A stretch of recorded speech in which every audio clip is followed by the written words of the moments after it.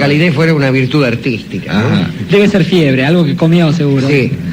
Calor de estómago. Bueno, vamos a hablar de dos personajes muy importantes en el progreso, lo que se llama el progreso, lo que pomposamente los ediles del partido de Vicente López reputan el progreso. Y en realidad casi todos nosotros tenemos una idea del progreso bastante tronca. Todos nos creemos, y con cierta razón tal vez, que el progreso consiste en que pavimenten las calles, en que se inventen aparatos para hacer cosas que antes se hacían con las manos, etcétera. Si la idea que tenemos del progreso se resume, digamos, en la licuadora, en la heladera eléctrica, en esos aparatos que reemplazan ventajosamente a la ama de casa o al falto de la vuelta.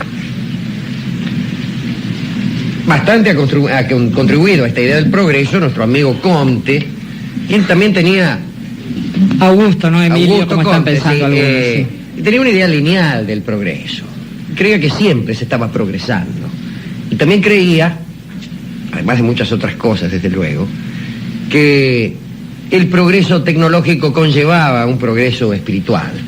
De modo tal que era mejor aquel que hacía pesto en la licuadora que no el que lo hacía en un mortero. Desde luego, toda resistencia romántica ante el cientismo produce algunos abusos. Y así hay gente que, ante la idea de ser mejor el que hace pesto en la licuadora que el que lo hace en un mortero, opone la de que es mejor el que lo hace en un mortero. Lo que hay es que no tiene mucho que ver el lugar donde se haga pesto a los efectos del progreso espiritual de la especie. Pero hablaremos ahora de dos hombres que tuvieron mucho que ver con esto del pesto. No, con esto del progreso. Bueno, se trata de los señores Edison y Westinghouse. Hemos hablado quizá alguna vez de Edison, el mago de Menlo Park, el tipo que inventaba cosas. Y cuando los chicos no saben quién inventó algo, se lo atribuyen a Edison. Inventó casi todo. Por ejemplo, ¿quién inventó el telescopio? Desde luego, Tomás Alva Edison, dicen los niños, y se quedan tan frescos. Los maestros también, desde luego. Sí. Especialmente los maestros actuales, que son justamente lo que quedó de aquellos niños.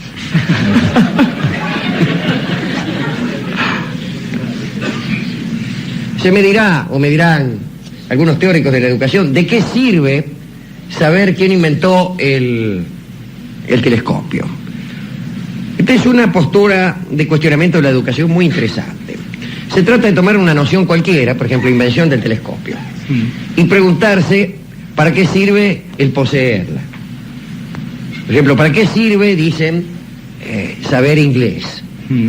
¿Para qué sirve saber quién inventó el telescopio?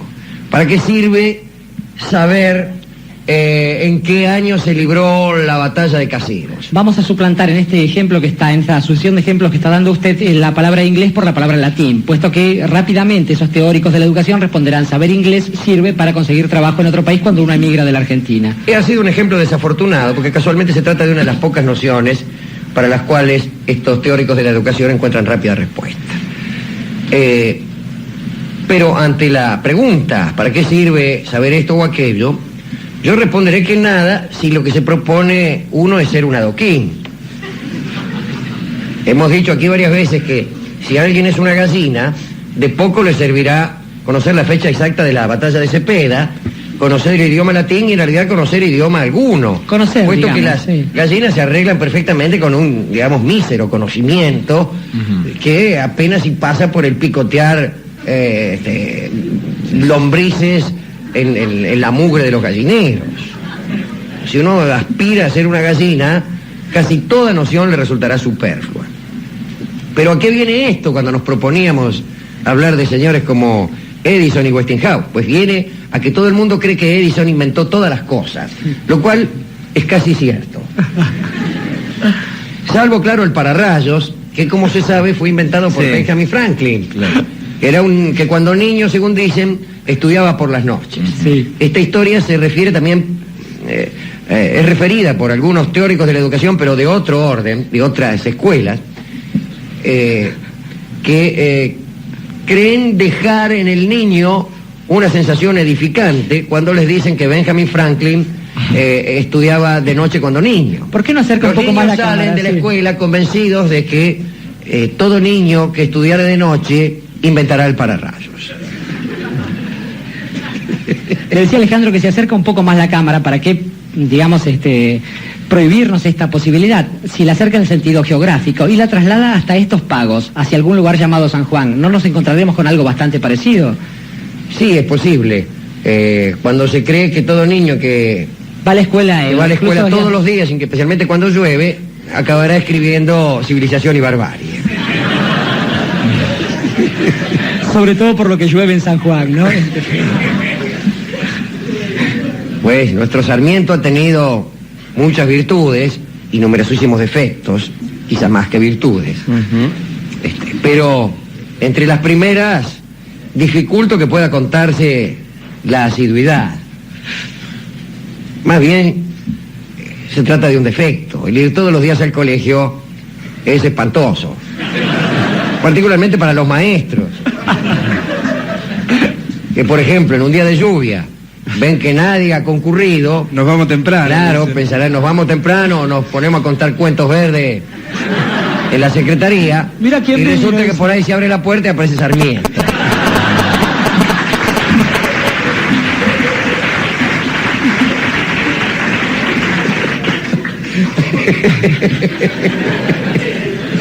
Bueno, pues tengo malas noticias para toda esta gente. Ni el estudiar de noche garantiza la invención del pararrayos, ni la asiduidad garantiza el escribir Civilización y Barbarie, ni la homosexualidad pertinaz garantiza el conseguir el retrato de Dorian Gray. Pero volvamos a Edison. Por favor. Quizá debe estar harto esperando que nos ocupemos de él. Bueno, como se sabe, inventó todo.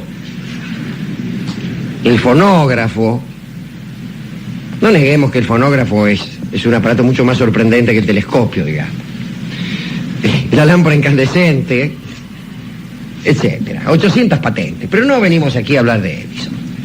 Ni tampoco de Westinghouse, que famosamente fue el inventor del freno de aire. Aquellos que caminen por las estaciones de ferrocarril y miren los bogies de los trenes, las ruedas, conozcan un poco de esto, verán algunas inscripciones en inglés que tienen los vagones. Y siempre está Westinghouse ahí, que es la marca de los frenos de aire, la marca de la licencia de los frenos de aire. Parece ser que Westinghouse, George Westinghouse, en aquel tiempo era un apellido, hoy ya parece una heladera. Asistió cuando era niño a un choque de trenes, así como Tiresias asistió al acoplamiento de dos serpientes. Y aquello marcó su vida. Tiresias se convirtió en mujer y Westinghouse inventó el freno de aire.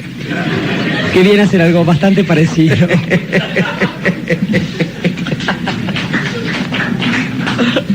Algún día voy a hacer otro programa. Sí. Con un polietileno que le tape la cara y una franja negra, pero bueno. Bueno. Siga. Había una polémica entre Westinghouse y Edison. Westinghouse quería instalar en todas las ciudades de los Estados Unidos un sistema eléctrico de corriente alterna de alta tensión con cables aéreos. Y Edison decía que era mucho mejor instalar cables subterráneos y de baja tensión. Era una polémica técnica. Pero un mal día, uno de los obreros de Westinghouse tocó un cable, qué sé yo, y se fulminó al tipo y crepó. Y con un mal gusto impresionante, Edison no solo explicó el hecho como una consecuencia del mal sistema de su adversario, sino que con increíble vulgaridad organizó un espectáculo de feria verdaderamente repelente. Ahí en una especie de galpón había puesto un aparato de corriente alterna de alta tensión muy parecido a los de Westinghouse, y entonces le hacía tocar un cable a perros y a gatos que inmediatamente morían electrocutados. Y para ver esa porquería la gente pagaba. para ver cómo fulminaban gatos y perros, un olor a carne quemada, un espectáculo denigrante. Entre los espectadores de ese asqueroso espectáculo había de todo, e incluso gente que tenía que ver con la justicia. Y a alguien se le ocurrió alguna vez la siguiente idea. En aquellos años, el sistema de ejecución vigente para aquellas personas que eran condenadas a muerte era la horca, el ahorcamiento. Gozaba este sistema del prestigio de la tradición, pero los Estados Unidos vivían en aquel momento, calcule usted, la superstición de la modernidad. Y a alguno de aquellos espectadores del espectáculo de Edison, se le ocurrió que podía utilizarse la electricidad para suplir a la horca, toda vez que allí estaban matando gatos y perros con bastante eficacia. Y así fue que en la cárcel de Sing Sing se montó la primera silla eléctrica. Curiosamente o irónicamente, quienes la construyeron fueron los propios presos de Sing Sing. Bueno, y llegó el día de la primera ejecución y la silla funcionó mal. El condenado sufrió unas quemaduras de 3er grado y su pena, bueno, al final fue conmutada por la de trabajos forzados a perpetuidad, y no anduvo la silla eléctrica y al tipo le conmutaron la pena. Muy bien, en la ciudad de Búfalo, otro condenado estaba esperando su ejecución, se llamaba William Kemmler. Y el gobernador del estado resolvió que muriera en la silla eléctrica. Se enteró Westinghouse y se opuso a ello y apeló a la justicia. Westinghouse, que después de todo era el inventor, no de la silla eléctrica, pero sí el inventor de un sistema cuya aplicación finalmente permitía el funcionamiento de la silla eléctrica. Pero bueno, alguien se opuso a Hemingway, iba a decir yo. Eso estaría bien, sí. A Westinghouse. Y ese fue el propio condenado. Kemmler reunió a una periodista, una especie de conferencia de prensa, y dijo que él había cometido un crimen, que debía morir, pero que a él le gustaría, como hombre amante del progreso, morir en la silla eléctrica y no ahorcado. En realidad él no tenía por qué decidirlo, pero manifestó su opinión.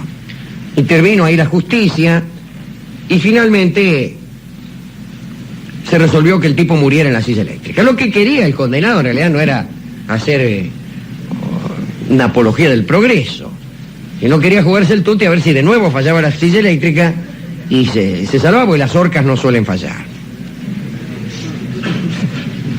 Bueno, muy bien, la justicia resolvió que fuera electrocutado Kemmler, y el 6 de agosto de 1890, a las 6:30 de la mañana, Kemmler es conducido al lugar de la ejecución, en Búfalo.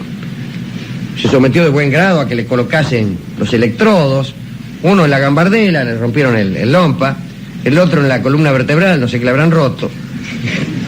La silla tenía 3 pies, el cuarto era la pierna del condenado, que servía como toma a tierra, digamos. Masa. Sí, masa. El jefe de la ejecución se llamaba Edwin Davis, la historia conservó su nombre. Recibió la orden del director de la cárcel, accionó el interruptor, la cara de Kemmler palideció, olor a carne y cabellos quemados, un espanto. 17 segundos. El médico dijo basta, se acerca para revisar al tipo y todavía vivía. Poned más corriente. Estaban un poco desesperados los muchachos. Algunos espectadores se habían desmayado, estaba el pastor que había venido a ayudarlo a bien morir, a Kemmler. Salió a los gritos pidiendo clemencia, bueno. Le dan de nuevo. Y ahí Davis le mete 66 segundos de 1700 voltios. Espantoso que es. Espantoso. Y efectivamente murió. Bueno, desde entonces hasta ahora el sistema se perfeccionó mucho, ¿no? 26 estados norteamericanos lo adoptaron, otros eligieron la horca, otros la cámara de gas, otros la inyección letal, y otros suspendieron la pena de muerte, si bien hace algunos años, algunos estados norteamericanos que habían suspendido la pena de muerte volvieron a aplicarla. En 1928 se toma una foto histórica, que era hasta entonces la única foto que se tomó de un condenado en el momento de morir. La señora Ruth Snyder había asesinado a su marido y había sido condenada a la silla eléctrica, y un periodista, Tom Howard, creo que era del New York Daily News, se escondió una cámara en el Lompa y sacó una foto que después se publicó con un gigantesco escándalo, una cosa. Y ahí está la silla eléctrica. Resulta increíble que de la rivalidad entre dos grandes hombres de la técnica, de la tecnología, haya surgido, después de todo este invento más bien repulsivo, una máquina de matar a las personas. No era la primera máquina de matar. Acordémonos de la guillotina, que también solucionaba los problemas del verdugo. Pero debió ser también muy duro para los dos, para Westinghouse y para Edison, que después todos no eran tan malos tipos, el saber que una competencia casi comercial por la instalación de servicios eléctricos en las ciudades de los Estados Unidos iba a asociar el nombre de uno de ellos, no a una cosa después de todo baladí como puede ser el freno de aire, sino a un artefacto de tan triste memoria como la silla eléctrica. Pero pregunto, ¿a quién dedicar el recuerdo de estos dos hombres que se vieron vinculados a este aparato infernal, pues todo este vínculo entre la tecnología y la muerte? Es menester decir, Alejandro, a esta altura de la dedicatoria, que mucho tienta a uno, pensando en dedicandos posibles, en hacer esto que se suele hacer en los medios de masas cuando se habla de estas cosas. Esto es pensar las víctimas inocentes de estos aparatos, inocentes o culpables para el caso de lo mismo, pensar incluso en hablar en contra respecto de una concepción, digo, cristiana del mundo, en contra de la pena de muerte y de la posibilidad de que los hombres decidan esto. Y quizás, por supuesto, estemos de acuerdo con eso, pero, digo, no sería justo según la mecánica de este programa. Pienso entonces también en gente como los amigos Einstein u Oppenheimer, gente claro, que en algún momento también trabajó sobre una idea como la del átomo y, bueno, por supuesto, quizás jamás pensaron en Hiroshima y Nagasaki. Pero en realidad, digo, la idea parece más bien remitirse desde esta humilde mirada hacia otras épocas, las épocas de nuestro amigo Alighieri, por ejemplo. Esto es, la relación entre los propios actos y las consecuencias de estos actos. Y esto no solo abarca la ciencia y las propias creaciones. Quiero decir, cuando uno se acerca a, por ejemplo, una situación de amor, uno no sabe o no piensa o no quiere, en todo caso, que eso desemboque en una tragedia, y nadie da garantías acerca de esto. Sin embargo, también es menester decir que de aquellos actos que uno hace, necesariamente hay que pensar que esos actos siempre van a tener una consecuencia. Digo, no hay científicos inocentes, no hay amantes inocentes. Pesa, sí, más el estrellato a veces, la idea de esta gente de convertirse en estrellitas de la ciencia, más allá de esas consecuencias, y jamás renunciar a la posibilidad del invento. Y al mismo tiempo, digo, sería necesario crear otra especie de seres, otra cosa que no fuera la especie humana, para pensar que uno va a renunciar a algo que es una creación propia, una forma de la paternidad, y no pensar justamente como estrellitas, sino mirando hacia las estrellas y no hacia esa especie de subsuelo en el que se mueven las cucarachas, puesto que ese uso es de otro orden. Para la gente entonces que no confunde sus acciones con las consecuencias que tengan y que enfrenta las consecuencias ya no como científicos, digo por los ecologistas, sino como seres políticos, entonces la idea esta de pensar en esas estrellitas, primero en el momento en que se crea y después en el momento en que eso se convierte en un asunto político. Y para aquellos que se hacen cargo de las consecuencias de sus actos, más allá de la culpa, Atahualpa Yupanqui toca justamente estrellita.